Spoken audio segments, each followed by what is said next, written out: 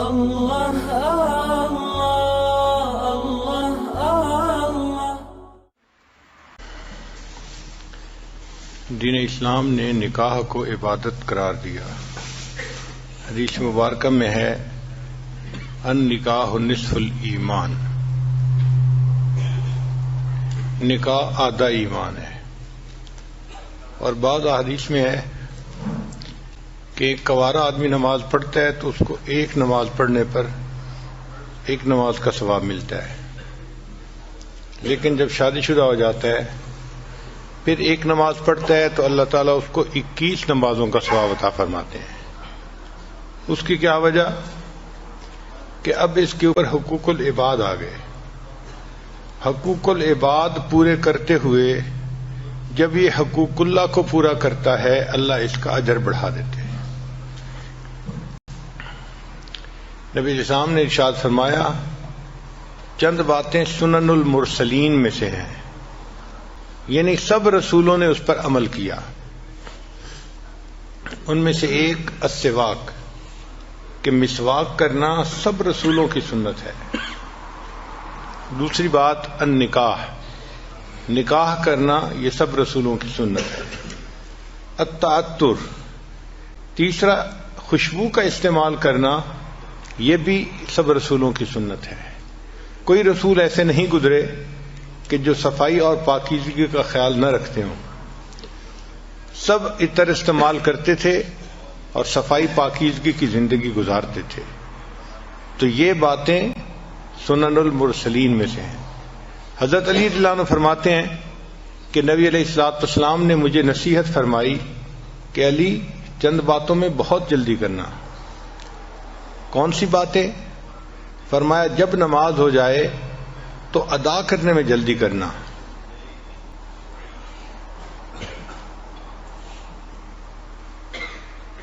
اور دوسرا جب بیٹی جوان ہو جائے اور اس کا جوڑ کا رشتہ مل جائے تو اس کا نکاح کرنے میں جلدی کرنا، اس میں دیر نہ کرنا۔ اور تیسری بات کہ اگر تمہارے اوپر کوئی قرض ہو جائے تو قرض کو ادا کرنے میں جلدی کرنا۔ اور چوتھی بات کہ جب کوئی بندہ فوت ہو جائے تو اس کے کفن دفن کے اندر جلدی کرنا۔ 4 چیزوں میں جلدی کرنے کا حکم مجھے نبی علیہ الصلوۃ والسلام نے عطا فرمایا۔ چنانچہ ماں باپ کی ذمہ داری بنتی ہے کہ بیٹا یا بیٹی جب جوان ہو جائیں تو جتنا جلدی پاسبل ہو اچھا رشتہ مل جائے، مناسب رشتہ، ان کا نکاح کر دینا چاہیے، کیونکہ ہم نے یہ دیکھا ہے جہاں نکاح سستا ہوتا ہے وہاں زنا مہنگا ہوتا ہے، اور جہاں نکاح مہنگا ہوتا ہے وہاں زنا سستا ہوتا ہے۔ بہت ساری جگہوں پہ بدکاری اس لیے زیادہ ہوتی ہے کہ ماں باپ شادیاں جلدی نہیں کرتے، جس کی وجہ سے نوجوان بچے گمراہی کا شکار ہو جاتے ہیں۔ اب اس کی سزا صرف ان نوجوان بچوں ہی کو نہیں ملتی، بلکہ علماء نے لکھا ہے ان کے ماں باپ کو بھی اس کی سزا ملتی ہے۔ یعنی بدکاری تو کی بچے نے، مگر وہ بدکاری بچے کے نام اعمال میں بھی لکھی گئی، ماں باپ کے بھی نام اعمال میں، چونکہ وہ شادی کر نہیں رہے اس کی۔ تو دیکھیں کہ ماں باپ کو خواہ مخواہ جو ہے وہ عذاب میں گرفتار ہونا پڑے گا، اس لیے کہ وہ وقت پہ اپنے بچوں کا فرض ادا نہیں کریں گے۔ جب شادی ہو جائے تو میاں بیوی کو چاہیے کہ آپس میں بہت الفت محبت کی زندگی گزاریں۔ جتنا محبت پیار کی زندگی گزاریں گے اتنا اللہ تعالیٰ کے ہاں سے ان کو اجر اور ثواب ملے گا۔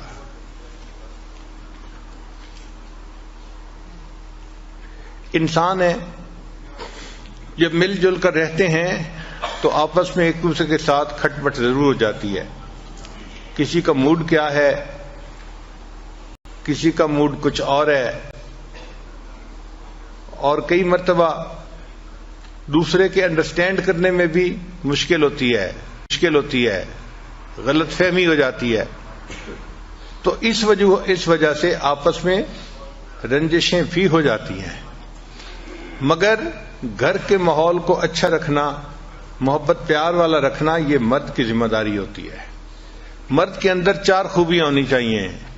سب سے پہلی خوبی کہ وہ رسپانسبل ہو، بعض نوجوان بہت irresponsible ہوتے ہیں، وہ بیوی کی ذمہ داری نہیں لیتے اپنے اوپر. مثلا گھر کے معاملے میں بیوی کو اپنی ماں کے حوالے کر دیں گے اور بیوی کو کہیں گے بس میری امی کو تم نے خوش رکھنا ہے، خود ایک طرف ہو جائیں گے. اب ایک طرف ایک چھوٹی عمر کی ناتجربہ کار سی بچی ہے اور دوسری طرف جو ساس صاحبہ ہوتی ہیں وہ ماشاء اللہ سبحان اللہ، اس کو کہتے ہیں بہو اناڑی اور ساس کھلاڑی. تو کیا ہوتا ہے کہ وہ بہو چند ہی دنوں میں اس بچی کو ناک آؤٹ کر دیتی ہے اور خاوند اور اس کے درمیان کی ایکویشن کو بھی خراب کر دیتی ہے. ہمارے بڑوں نے یہ لکھا ہے کہ جب شادی کرنے کا وقت ہو تو جس طرح انسان رشتے کے لیے لڑکے کو دیکھتا ہے اسی طرح لڑکے کی والدہ کو بھی دیکھنا چاہیے کہ طبیعت کی کیسی ہے. اگر نیک طبیعت کی ہے اور نرم طبیعت کی ہے تو وہ گھر کو آباد کر لے گی اور اپنے بچے کو بھی گھر آباد کروانا سکھائے گی. ہم نے اپنے گھر میں دیکھا ہے ہماری والدہ صاحبہ ماشاءاللہ بہت نیک طبیعت کی تھیں اور نرم طبیعت کی تھیں، تو ساری زندگی ہم نے اپنے بڑے بھائیوں کو ڈانٹ پڑتے دیکھا. جب ذرا کوئی بات ہوتی تو امی بیٹوں کو ڈانٹتی تھی کہ تم کیوں اس کے ساتھ جو ہے وہ اچھا سلوک نہیں کر رہے، کیوں اس کو خوش نہیں رکھتے. ایک دفعہ میرے ایک بڑے بھائی نے آگے سے لاجک پیش کی، امی آپ دیکھیں اس میں میرا قصور نہیں اس کا قصور ہے. تو پھر امی نے آگے سے جواب دیا کہ مجھے پتہ ہے نا، جب میں رشتہ لینے گئی تھی تو میں نے اس کے ماں باپ کو کہا تھا کہ میں اس بچی کو خوش رکھوں گی، تو میں تو ہمیشہ اس بچی ہی کی سائڈ لوں گی، تمہیں ٹھیک ہونا پڑے گا. تو مجھے پھر اب احساس ہوتا ہے کہ دیکھو ہمارے بڑے اپنے بات کا اپنے بول کا کتنا لحاظ رکھتے تھے، اور واقعی رشتہ جب لینا ہوتا ہے نا اس وقت تو اس طرح بچ کے بات کرتے ہیں کہ جی ہم تو اس بچی کو اپنی بیٹی بنائیں گے اور خوش رکھیں گے اور ہم تو اس کو بہت اچھی طرح سے رکھیں گے. لیکن وہ جو رشتہ مانگتے ہوئے کی کیفیت ہوتی ہے وہ چند دن کی بات ہوتی ہے. جب رشتہ ہو جاتا ہے پھر یوں سمجھ لیتے ہیں کہ یہ کہیں گری پڑی چیز تھی اور اس کا تو کوئی سہارا ہی نہیں تھا اور ہم اس کو اٹھا کے لے آئے، حالانکہ اس کو ماں باپ نے آزاد جنا ہے اور وہ ماں باپ کے ساتھ عزت کی زندگی گزار رہی تھی. تو گھر کے اندر بیوی کو عزت قدر سے رکھنا یہ خاوند کی ذمہ داری بنتی ہے. اس کو کسی کے حوالے کر دینا یہ غلط بات ہے. ہم نے بعض جگہ پہ دیکھا کہ 4 بھائی ہیں اور چاروں کی بیویوں کا کنٹرول ان کی بڑی بہن کے پاس ہے، یعنی بڑی نند جو ہے نا وہ پورے گھر کو کنٹرول کر رہی ہے. اب حیرت ہوتی ہے دیکھ کے کہ بھئی شادی اس کی ہوئی ہے خاوند کے ساتھ اور اس کو حکم جاری ہو رہا ہے کہیں اور سے. حتیٰ کہ اب ان بھائیوں کی بیٹیوں کی شادیاں جب ہوتی ہیں تو ان کے جہیز بھی نند خریدتی ہے. نند نے کہہ دیا یہ لینا ہے تو لینا ہے، نہیں کہہ دیا تو نہیں. جیسے اس کی تو اپنی کوئی مرضی ہے ہی نہیں، حالانکہ اس کی اپنی بیٹی کی شادی ہے مگر نند کے حوالے کر دیا. اب نند راج کر رہی ہے، نہ اس کے سامنے بھائی بول سکتے ہیں نہ اس کے سامنے بھابیاں بول سکتی ہیں. تو اس طرح اپنی بیوی کو ساس کے حوالے کر دینا، نند کے حوالے کر دینا یہ غلط بات ہے. یہ اپنی جگہ بات ٹھیک ہے کہ ساس اور نند کا بڑا احترام ہوتا ہے مگر ہر چیز کی اپنی ایک لیمٹ ہوتی ہے. میاں بیوی کی اپنی زندگی محبت و پیار سے رہے یہ زیادہ ضروری ہے بنسبت اس کے کہ حکم کسی اور کا چلے. اچھا کئی نوجوان ایسے irresponsible ہوتے ہیں کہ گھر کے کاموں میں دلچسپی نہیں لیتے. مثلا بیوی کب سے کہہ رہی ہے وہ واش روم کا جو شاور ہے نا وہ لیک کر رہی ہے اور پورے واش روم میں ہر وقت پانی رہتا ہے تو پلیز اس کو ٹھیک کروا دیں. ایک دفعہ یاد کروایا، دوسری دفعہ کروایا، تیسری دفعہ کروایا، آہو میں بھول گیا تھا مجھے یاد نہیں رہا تھا. یہ جو آپ کہتے ہیں نا میں بھول گیا تھا مجھے یاد نہیں رہا تھا، یہ چھوٹی سی چیز نہیں ہے. اللہ کے ہاں بہت بڑی کوتاہی لکھی جاتی ہے کہ مرد کو گھر کا کام بتایا جائے اور وہ اس کام کو ذمہ داری سے نہ کروا سکے. بعض تو ایسے شہزادے ہوتے ہیں کہ گارڈننگ کا کام بھی بیوی کے ذمہ لگا دیتے ہیں کہ وہ گارڈننگ کا جو کام ہے وہ مالی سے خود ہی کروا لو. بھئی بیوی آپ کی ہے، پردہ نشیں ہے، نیک ہے، اس کے ذمہ یہ کام کیوں لگا رہے ہو؟ یہ کام تو مرد کا ہے، مرد کو کرنا چاہیے. ہاں تم پلمبر کو بلوا کے یہ کام کروا لو نا. یہیں سے پھر آگے شیطان کو راستہ مل جاتا ہے. تو یہ انتہائی بری بات ہے کہ گھر کے کام ہو اور خاوند اپنی بیوی کے ذمہ لگائے، حالانکہ وہ کام باہر کے ہیں، یعنی باہر کے مردوں نے کرنے ہیں. اور کئی تو ایسے ہیں، ہمیں سننے میں آیا کہ گاڑی خراب ہو جائے تو بیوی کو کہتے ہیں تم ٹھیک کروا کے لے آؤ. سبحان اللہ. اس خاوند کے منہ پہ ذرا 2 تھپڑ تو آرام سے لگانے چاہیے نا، پھر سوچنا چاہیے کہ اب تیسرا کیا کریں. تو ارریسپانسبل ہونا یہ بہت بری عادت ہے. اچھے خاوند کی پہلی صفت کہ وہ ایک ریسپانسبل انسان ہو، وہ اپنے گھر کے کام کاج میں بھی دلچسپی لے، اور جہاں بیوی کو ہیلپ کی ضرورت ہے خاوند اس کی ہیلپ کرے. بس بیوی کو ایک ہی دفعہ بتانے کی ضرورت پڑے، بار بار یاد دلانے کی نہ پڑے، اور ایک دفعہ کہنے پہ وہ کام کر دیا جائے. اس سے اللہ تعالیٰ راضی ہو جاتے ہیں. آپ دیکھیں ان کاموں کی اتنی اہمیت ہے کہ حضرت موسیٰ علیہ السلام اپنی اہلیہ کے ساتھ سفر کر رہے ہیں، اور اہلیہ جو تھی وہ ولادت کا وقت ان کا قریب تھا، تو ان کو درد شروع ہو گئی. اب جب دردیں ہوتی ہیں تو سردی اور زیادہ بندے کو تکلیف دیتی ہے. تو حضرت موسیٰ علیہ السلام چاہتے تھے کہ کہیں سے آگ ملے تاکہ ان کو ذرا آگ کی گرمی کی وجہ سے ٹھنڈک کم ہو جائے. تو انہوں نے دیکھا کہ ایک درخت میں سے آگ نکل رہی تھی. تو حضرت موسیٰ علیہ السلام درخت سے آگ لینے کے لیے گئے تھے، اور اللہ نے وہاں ان کو پیغمبری عطا فرما دی تھی. تو بیوی کا کام تھا نا آگ لینے کے لیے جانا. آگ لینے کو جائیں پیغمبری مل جائے. اسی طرح نبی علیہ السلام اپنے گھر کے کاموں میں بہت دلچسپی لیتے تھے. بکری کا دودھ خود دو لیتے تھے، اپنے کپڑوں کو پیوند لگا دیتے تھے، اپنے جوتے کو سی لیتے تھے. گھر کے کاموں میں کئی مرتبہ نبی علیہ السلام نے روٹی پکانے میں مدد فرمائی. ایک مرتبہ فاطمہ الزہرا اللہ روٹی بنا رہی تھیں، نبی علیہ السلام تشریف لے گئے، اور نبی علیہ السلام نے کہا کہ فاطمہ کچھ روٹیاں میں لگاتا ہوں. تو نبی علیہ السلام نے کچھ روٹیاں تنور کے اندر لگائیں. تو گھر کے کاموں میں دلچسپی لینا یہ مرد کی ذمہ داری بنتی ہے.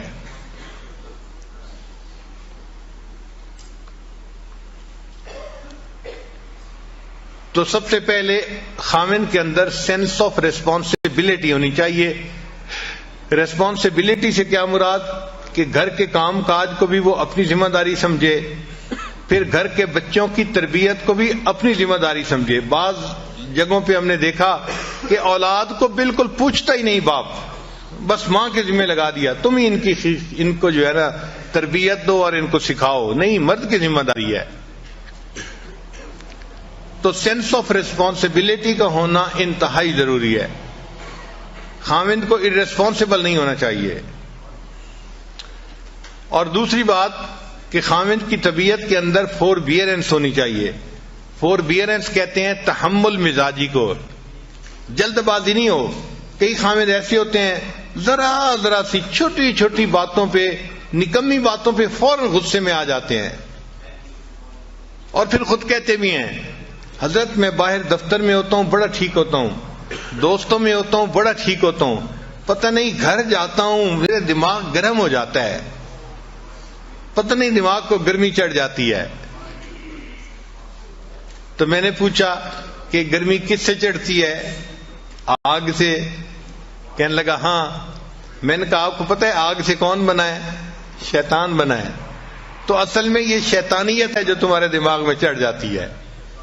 شیطان قابو کر لیتا ہے تمہیں اور پھر تمہیں غصے میں رکھتا ہے. تو ہر وقت چھوٹی چھوٹی بات پہ غصے میں آنا یہ بری بات ہے. ایسا نہیں کرنا چاہیے. انسانوں کے ساتھ ہم نے زندگی گزارنی ہے تو ہمیں تحمل مزاجی اختیار کرنی پڑے گی.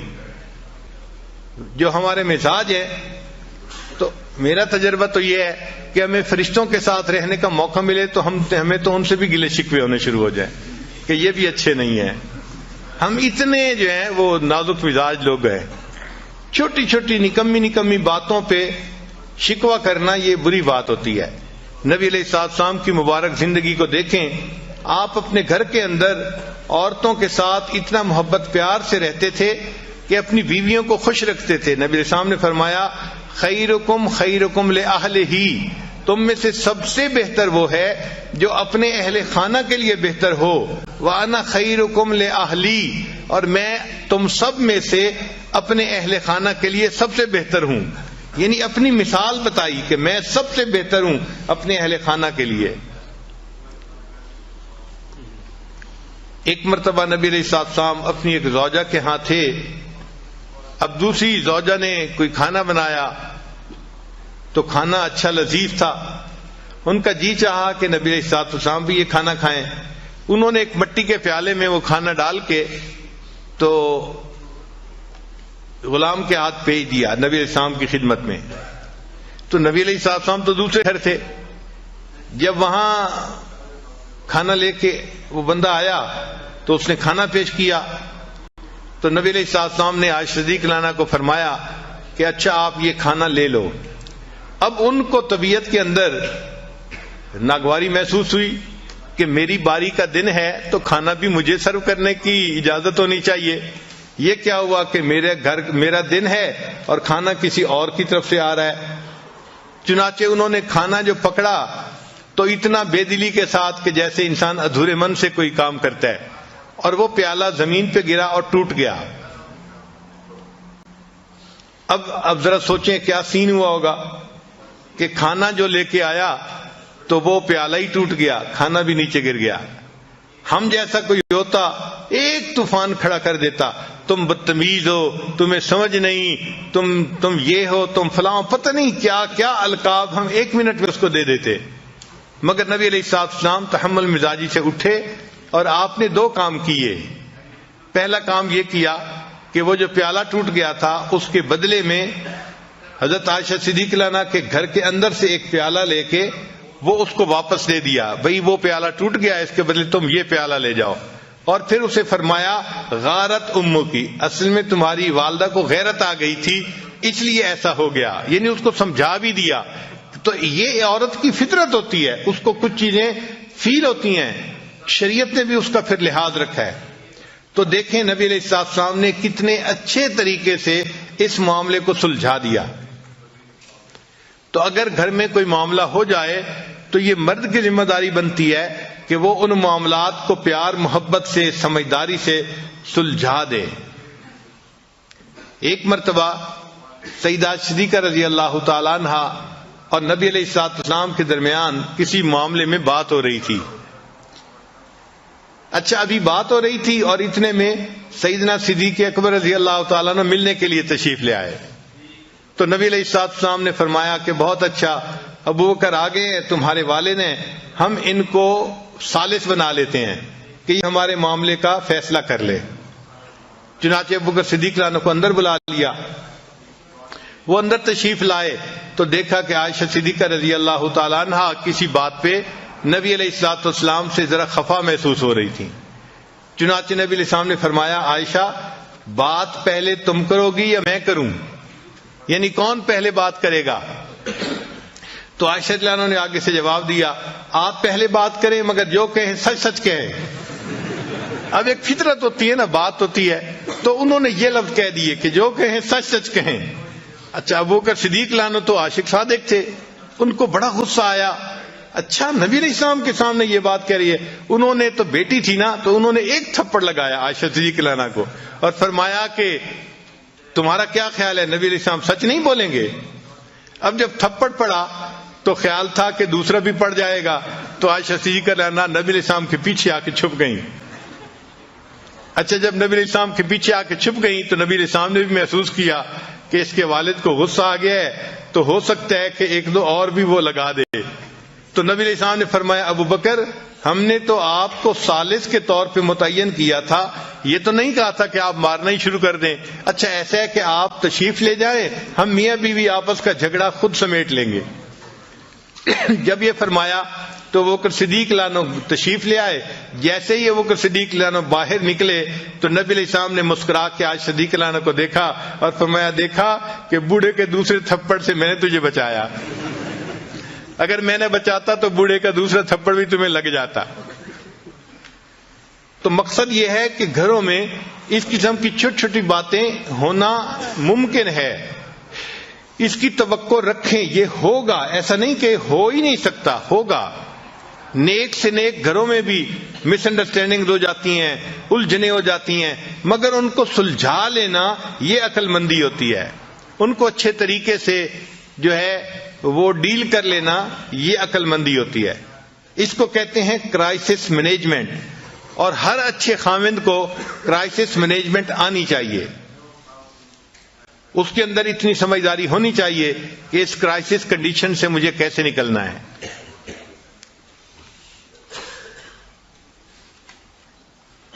نبی علیہ الصلوۃ والسلام کی اہلیہ صاحبہ تھی سیدہ صفیہ رضی اللہ تعالی عنہا، تو خیبر کے جو بادشاہ تھا اس کی یہ بیوی تھیں، شہزادے کی بیوی تھیں۔ صاف ظاہر ہے کہ جو شہزادے کی بیوی ہو وہ عورتوں میں بہت خوبصورت اور ہنرمند ہوتی ہے، شہزادہ ایسے تو کسی کو بیوی نہیں چنتا۔ تو بہرحال نبی علیہ الصلوۃ والسلام سے جب نکاح ہوا تو نبی علیہ الصلوۃ والسلام کے پاس آئیں۔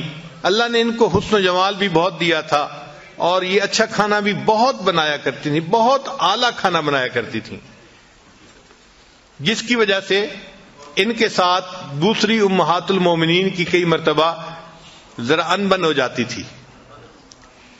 اچھا، ایک مرتبہ ایک ام المومنین نے ان کو کہہ دیا، اے یہودیہ کی بیٹی، یہودیہ کی بیٹی، یعنی ان کے چونکہ اوپر کے سب لوگ یہودی تھے اور یہ مسلمان ہوئی تھیں، تو ان کو یہودیہ کی بیٹی کہہ دیا، جس پہ وہ بہت دکھی ہوئی اور انہوں نے رونا شروع کر دیا۔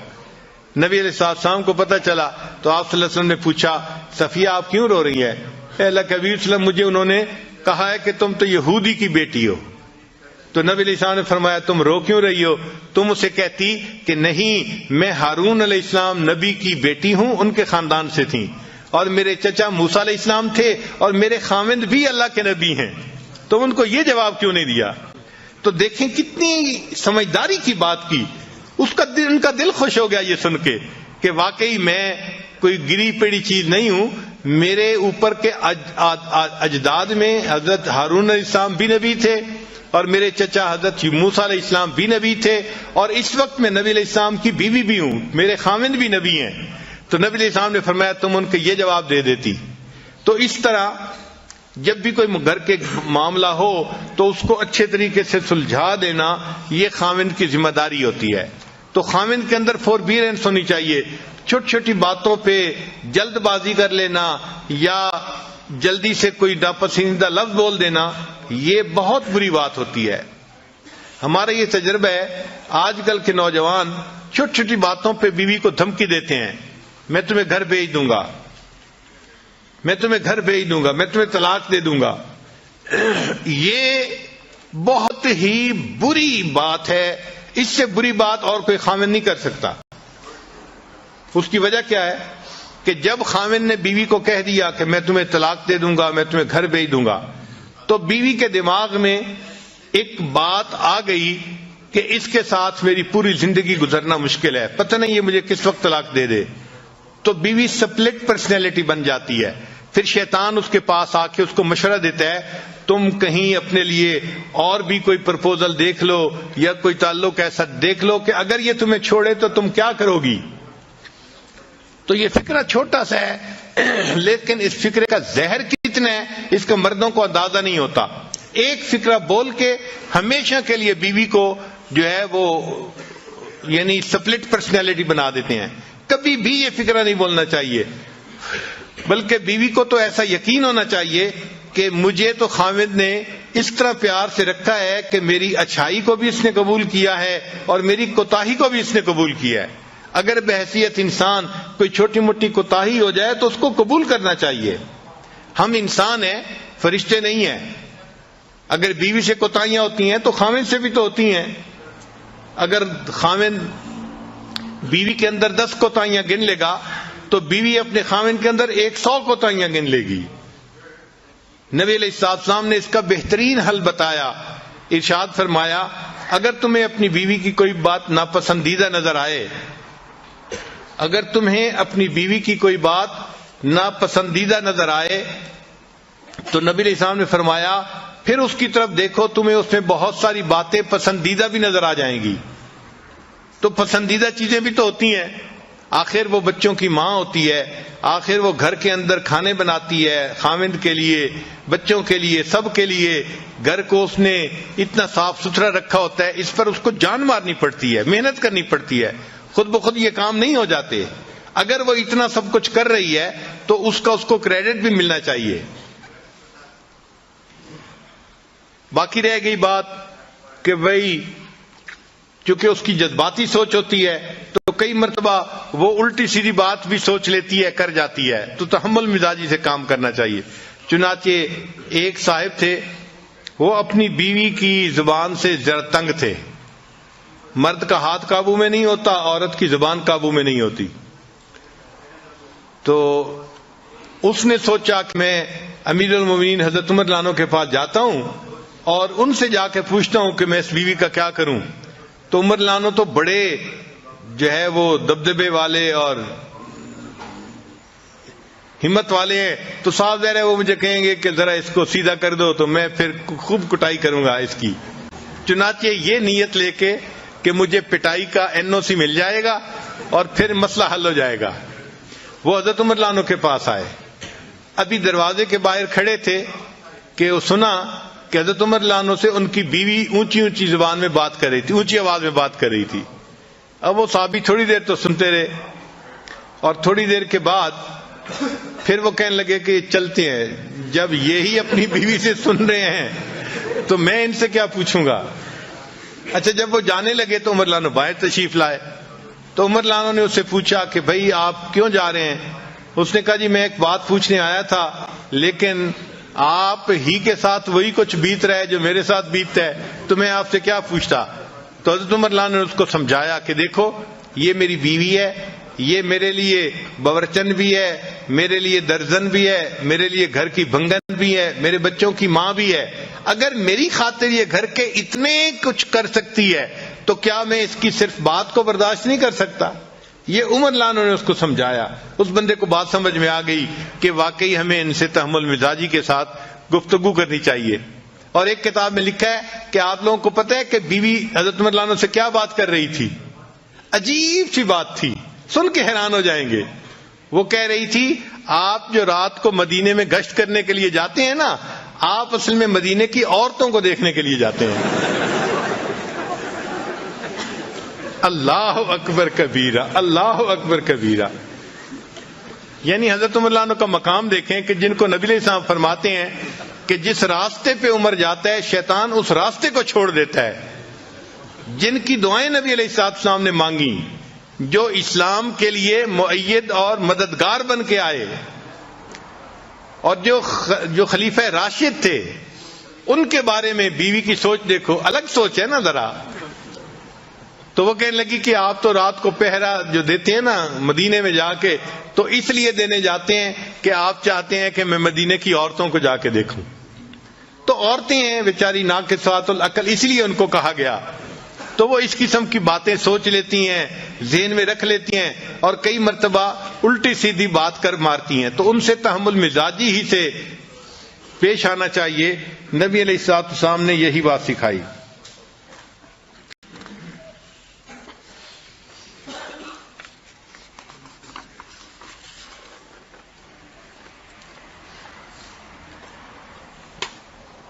تو پہلی بات کہ خاوند کے اندر سینس آف ریسپانسبلٹی ہونی چاہیے، اور دوسری بات کہ خاوند کے اندر فوربیئرنس ہونی چاہیے، اور تیسری بات کہ خاوند کو چاہیے کہ اپنی بیوی کی بات کو سنے.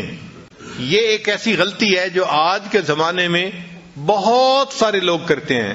فرصت ہی نہیں ہوتی بیوی سے بات سننے کی. حالانکہ اللہ تعالیٰ نے بیوی کی وائرنگ ہی ایسی کی ہے کہ جب خاوند شام کو گھر آتا ہے تو وہ اپنے گھر کی ساری کارگزاری سنائے بغیر نہیں رہ سکتی. وہ بات اس کے منہ سے نکلنی ہی ہوتی ہے، لیکن خاوند اگر اس کی بات نہیں سنتا تو پھر اس کا نقصان ہوتا ہے. اس نے بات تو کرنی ہے، وہ پھر یا اپنی کسی کلاس فیلو سے کرے گی، یا بہن سے کرے گی، یا اپنی والدہ سے کرے گی. اور جب وہ کسی تیسرے سے بات کرے گی تو ان کے مشورے ضروری نہیں کہ کوئی بہت مناسب ہوں اور جچے تلے ہوں، وہ الٹے سیدھے مشورے بھی ہو سکتے ہیں۔ ہمارے حضرت رحمۃ اللہ فرمایا کرتے تھے کہ میاں بیوی آپس میں ایک دوسرے کی وجہ سے کبھی نہیں جھگڑتے، ہمیشہ تیسرے کی وجہ سے جھگڑے ہوتے ہیں۔ اور واقعی ہم نے دیکھا ہے کہ جھگڑے کی بنیاد ہمیشہ کوئی نہ کوئی تیسرا ہوتا ہے، چاہے وہ لڑکی کی ماں ہو، لڑکی کی بہنیں ہو، یا لڑکے کی والدہ ہو، لڑکے کی بہنیں ہو، کوئی نہ کوئی تیسرا ہوتا ہے جو میاں بیوی کی ایکویشن خراب ہونے کا ذریعہ بنتا ہے۔ تو اس لیے خاوند کی یہ ذمہ داری ہے کہ جب وہ باہر سے آئے تو وہ 15-20 منٹ اپنی بیوی کے پاس بیٹھے اور اس سے اس کی بات چیت سنیں جو وہ کہنا چاہتی ہے۔ اچھا، یہ ضروری نہیں کہ اس بات چیت کا جواب بھی فوراً دیں، بیوی کو جواب نہیں فوراً چاہیے ہوتا، صرف بیوی نے کارگزاری سنانی ہوتی ہے۔ بس آپ توجہ کے ساتھ اس کی بات کو سنیں، اس کے ساتھ آئی کنٹیکٹ رکھیں تاکہ وہ فیل کریں کہ بڑی توجہ سے میری بات سنی جا رہی ہے۔ جب وہ بات کر لے گی نا تو وہ بڑی مطمئن ہو جائے گی۔ تو لسن ٹو یور وائف، یہ خاوند کی ذمہ داری بنتی ہے۔ پھر ایک صفت اور کہ گھر کے ماحول کو نیکی پر رکھنا، یہ خاوند کی ذمہ داری ہوتی ہے۔ وہ اپنی بیوی کو بھی نیکی کی تلقین کرے، اپنے بچوں کو بھی نیکی کی تلقین کرے، اور بیوی کے ساتھ بیٹھ کے مشورہ کرے کہ ہم اپنے بچوں کو نیکی کی تربیت کیسے دے سکتے ہیں۔ یہ ذمہ داری خاوند کی ہے۔ کلکم رائن وکلکم مسئول عن رعیتہ، تم میں سے ہر آدمی چرواہے کی مانند ہے اور اس سے اس کے عیال کے بارے میں پوچھا جائے گا۔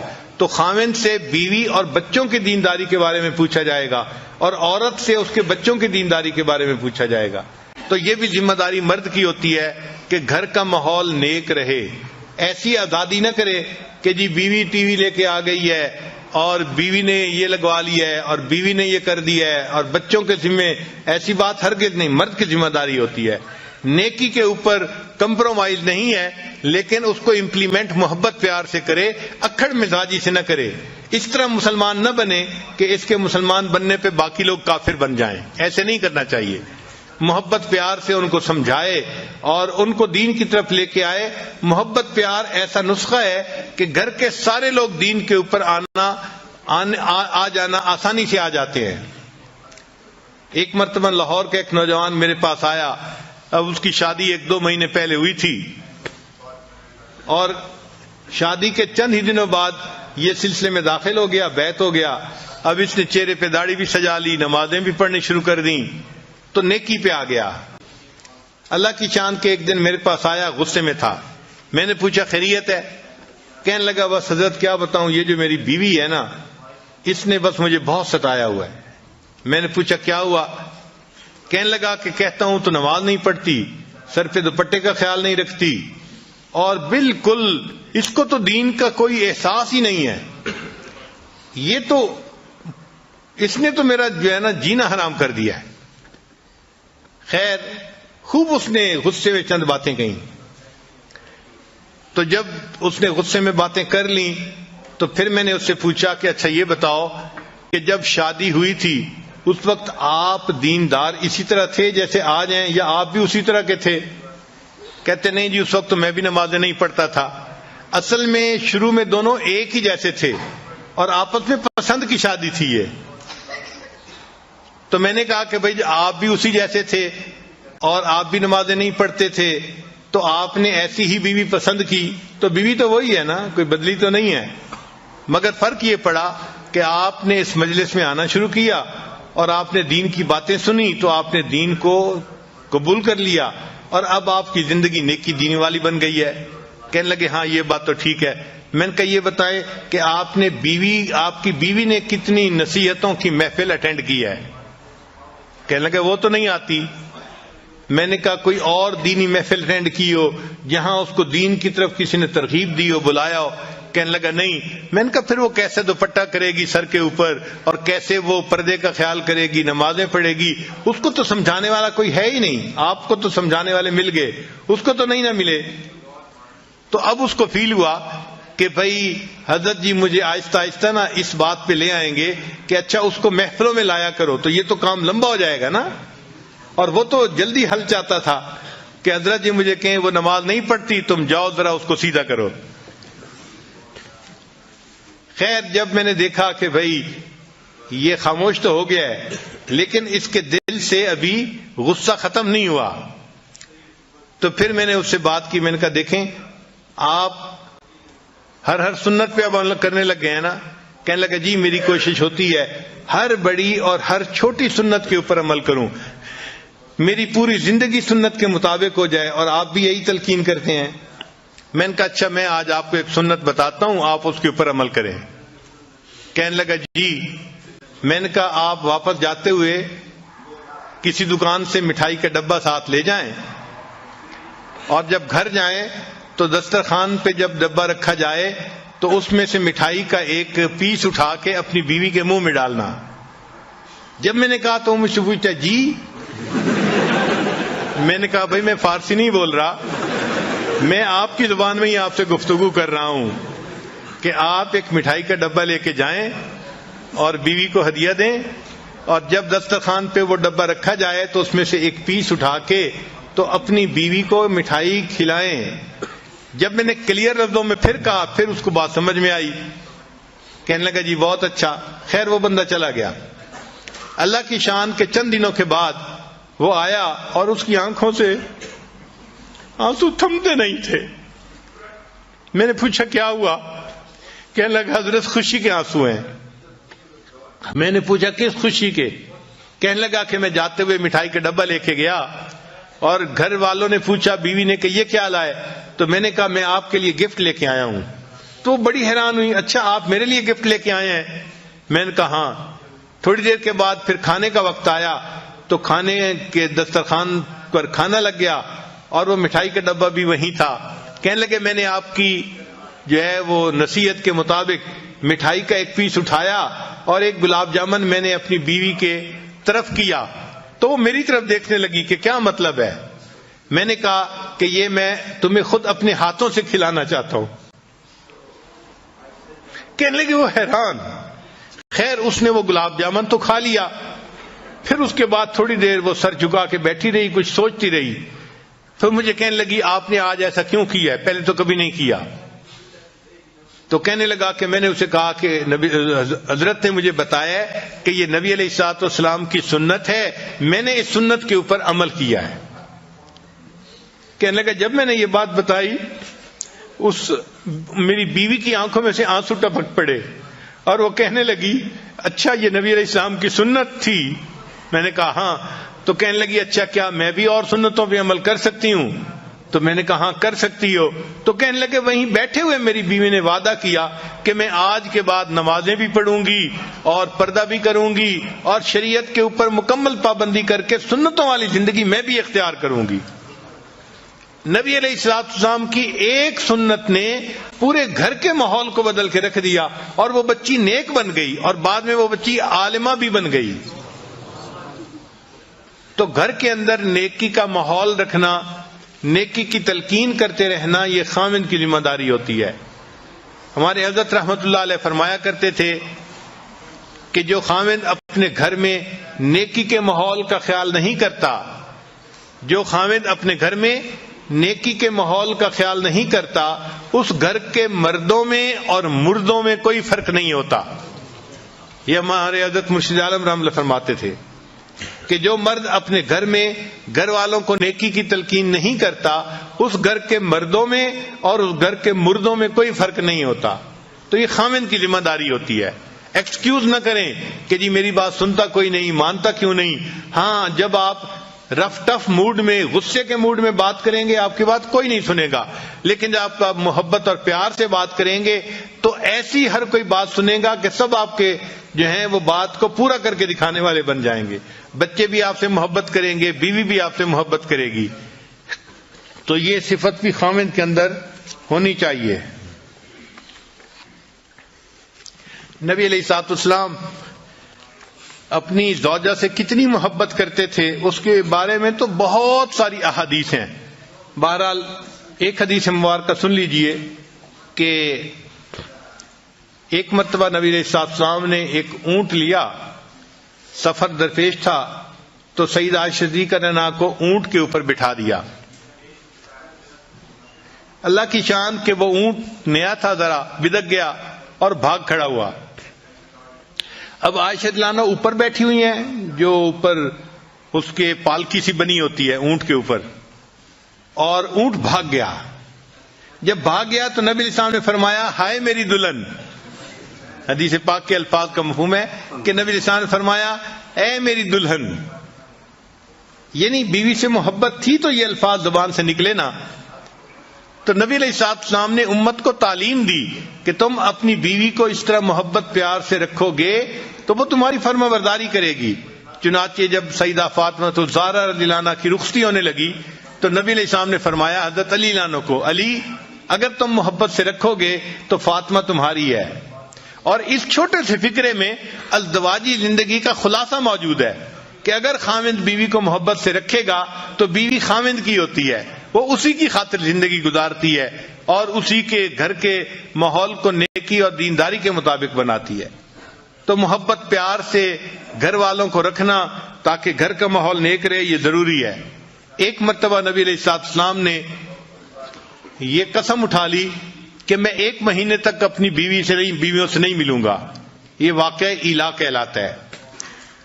اب نبی علیہ السلام مسجد میں تھے، بیویاں گھروں میں تھیں اور 1 مہینے کی قسم کھائی ہوئی تھی۔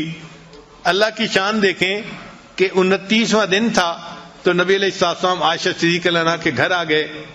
تو عائشہ رضی اللہ عنہا نے کہا اے اللہ کے حبیب صلی اللہ علیہ وسلم، آپ نے تو قسم کھائی تھی کہ میں 1 مہینے تک بیویوں سے نہیں ملوں گا اور آج تو 29 دن ہیں۔ تو نبی علیہ السلام نے فرمایا عائشہ کبھی کبھی مہینہ 29 کا بھی ہوا کرتا ہے۔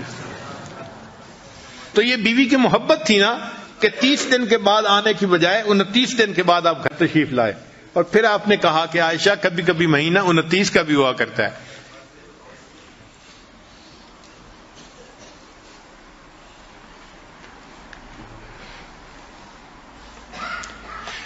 ایک مرتبہ صدیق اللہ نے پوچھا اے اللہ کے حبیب صلی اللہ علیہ وسلم، آپ کو مجھ سے محبت کس طرح کی ہے؟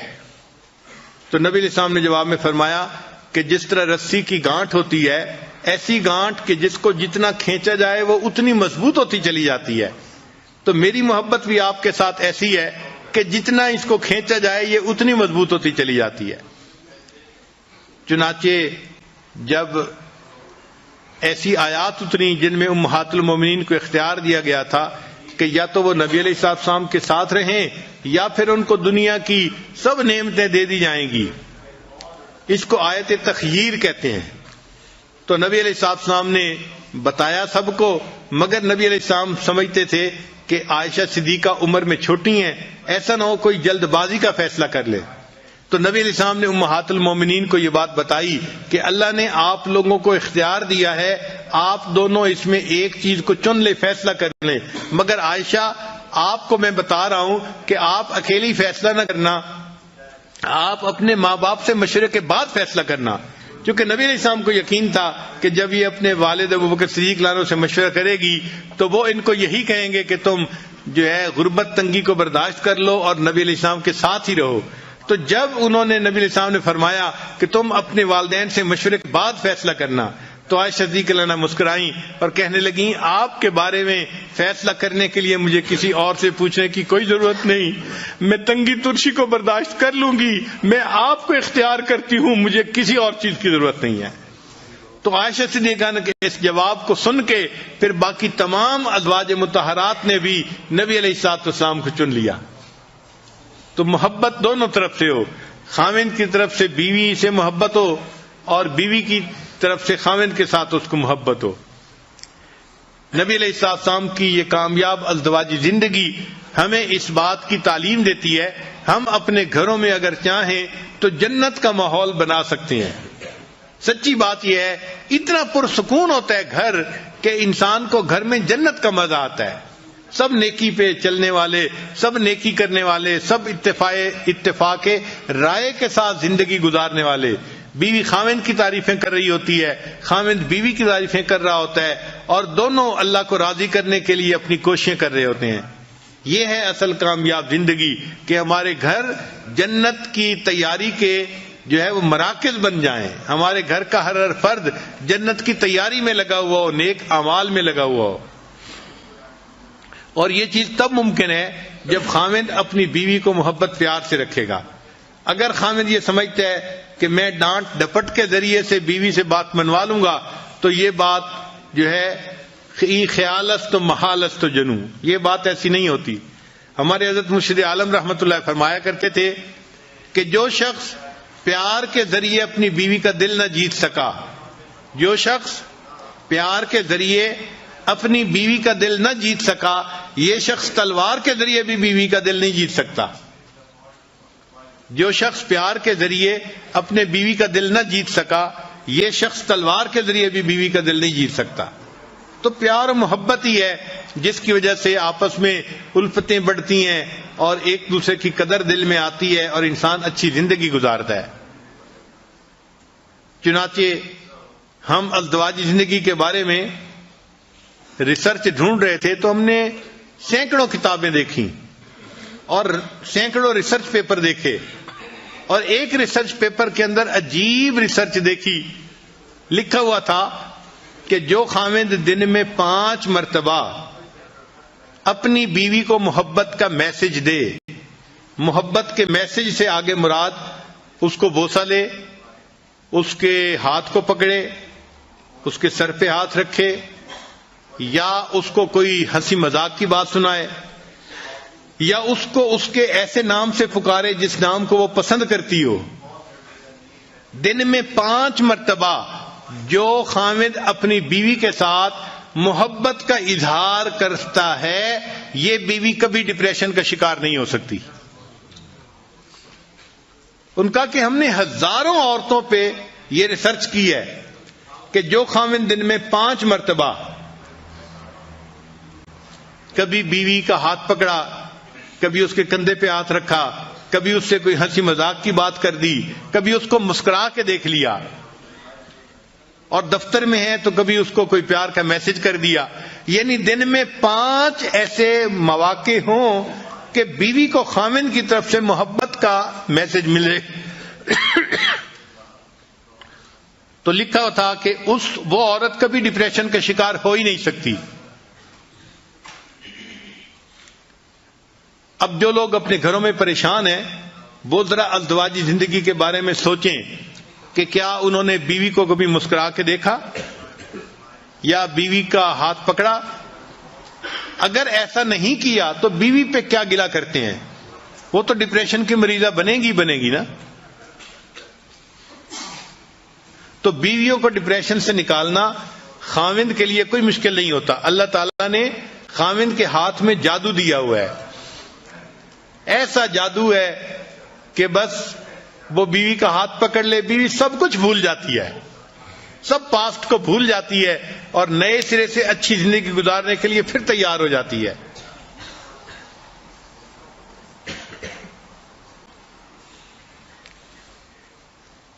بیوی کو منانے کے لیے نہ تعویذوں کی ضرورت ہے نہ کچھ عملیات کی ضرورت ہے.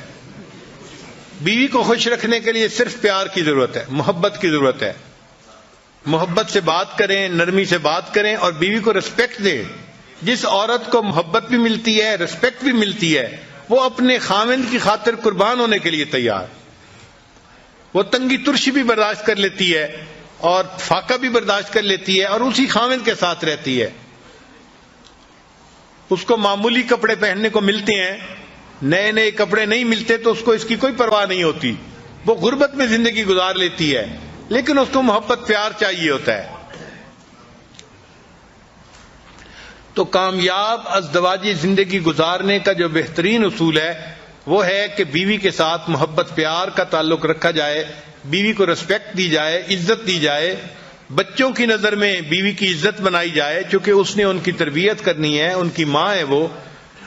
جس عورت کو عزت ملے گی اور محبت ملے گی، اب یہ عورت اپنے خاوند سے کبھی دور ہونا پسند نہیں کرے گی.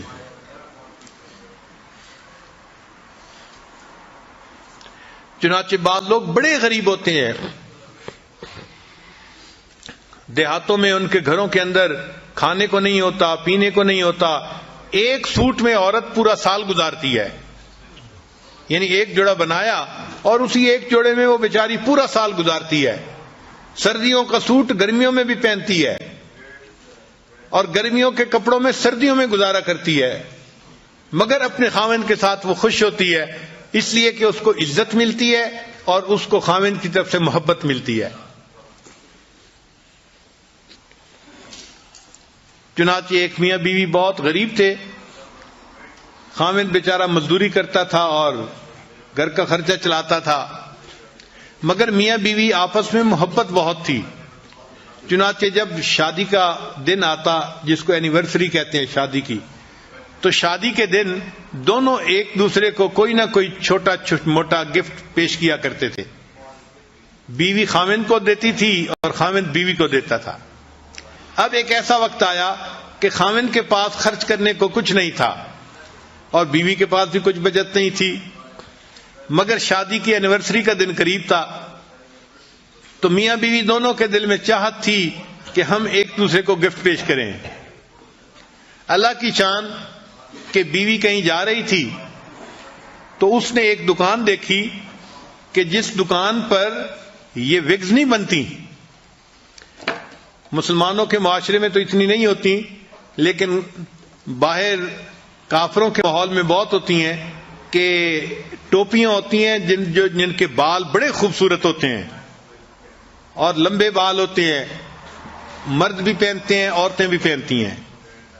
تو وہ وگ کی دکان تھی، تو وہ کھڑی ہو کے دیکھنے لگ گئی، تو دکاندار نے اس سے پوچھا کہ آپ کیا دیکھ رہی ہیں؟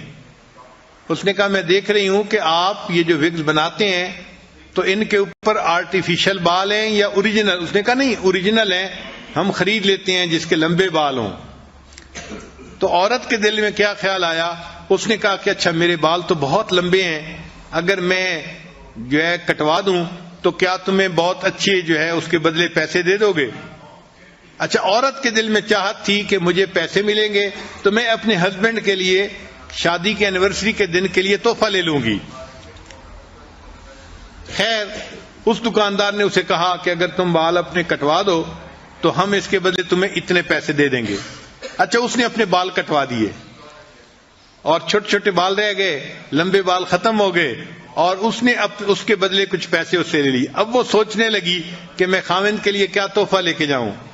اس کے خاوند کے پاس ایک گھڑی تھی، جیسے گول گھڑی پہلے بوڑھوں کے پاس ہوتی تھی نا، ایک تو ہوتی ہے نا ہاتھ پہ باندھنے والی پٹے کے ساتھ، ایک ہوتی ہے جیب والی گھڑی۔ تو اس کے خاوند کے پاس وہ جیب والی گھڑی تھی، مگر اس کی چین نہیں تھی، تو وہ اس گھڑی کو جیب میں ڈالتا تھا اور پھر کبھی کبھی نکالتا تھا۔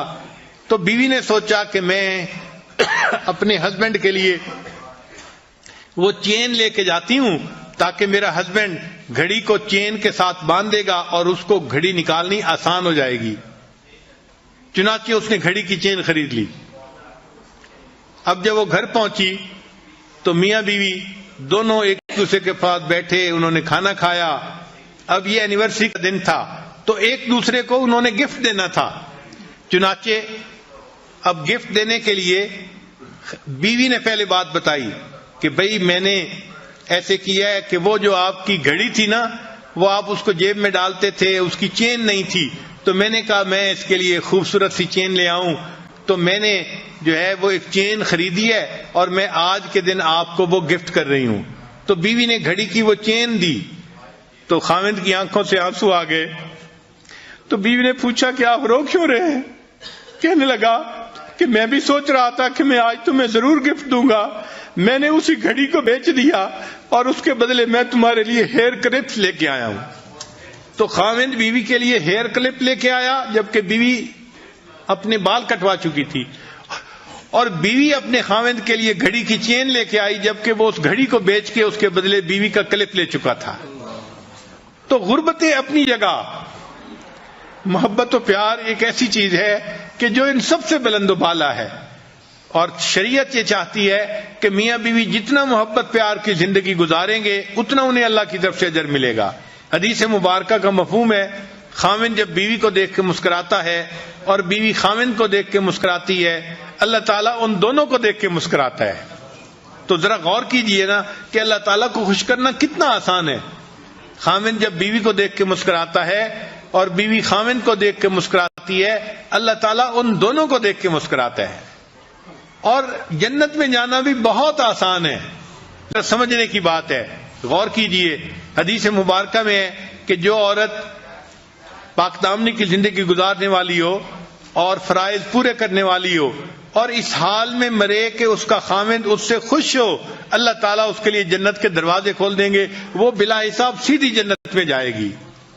اب اس حدیث پاک کو پڑھ کے مرد یہ سمجھتے ہیں کہ بھئی عورت کے لیے جنت میں جانا تو بہت آسان ہے، بھئی عورت کے لیے جنت میں جانا یقیناً آسان ہے، اگر وہ اپنے خاوند کی خدمت کرے گی، اس کو خوش رکھے گی اور فرائض پورا کرے گی تو حدیث پاک سے ثابت ہے کہ اللہ تعالیٰ اس کو جلدی جنت عطا فرما دیں گے، وہ سیدھی جنت میں جائے گی۔ مگر اگر خاوند نے اس کو زندگی میں خوش رکھا ہے تو سوال یہ ہے کہ کیا وہ خاوند کے بغیر جنت چلی جائے گی؟ بھئی جو بھی اپنے خاوند سے خوش ہے، اگر اس کو اختیار دیا گیا کہ جنت چلی جاؤ تو کیا وہ خاوند کے بغیر چلی جائے گی؟